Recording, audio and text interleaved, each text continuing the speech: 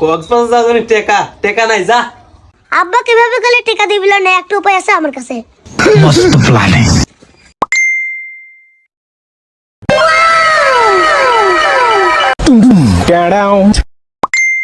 কেমন আছেন?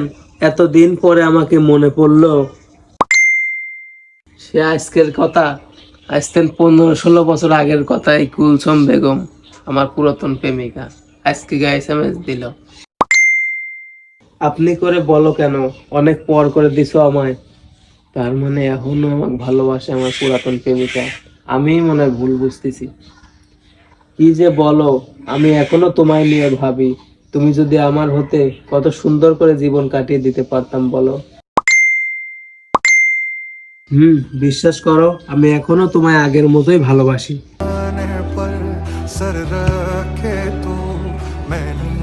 তুমি বিশ্বাস করবে কিনা জানি না, আমিও তোমায় আগের মতোই ভালোবাসি।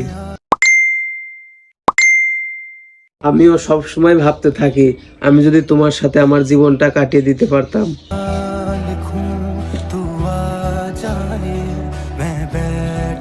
আমাদের দুজনের আগের মতোই ভালোবাসা আছে, তাই না? আর জানো, আমার স্বামী আর এই দুনিয়াতে নেই।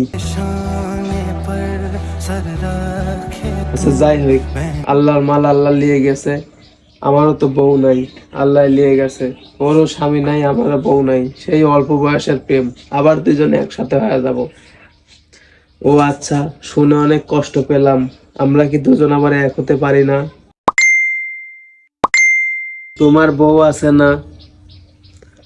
আমারও বলতে খুব খারাপ লাগছে যে আমার বউ আর এই দুনিয়াতে নাই।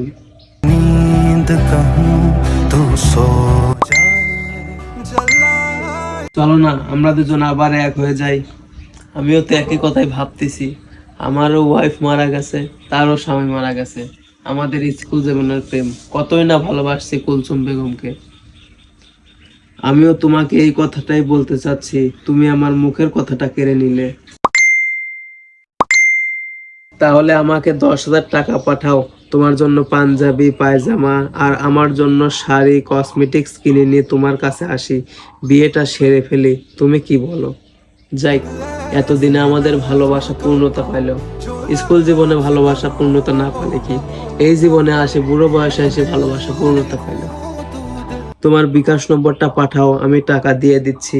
আমাদের ভালোবাসা এই জীবনে পূর্ণতা পেল বলো।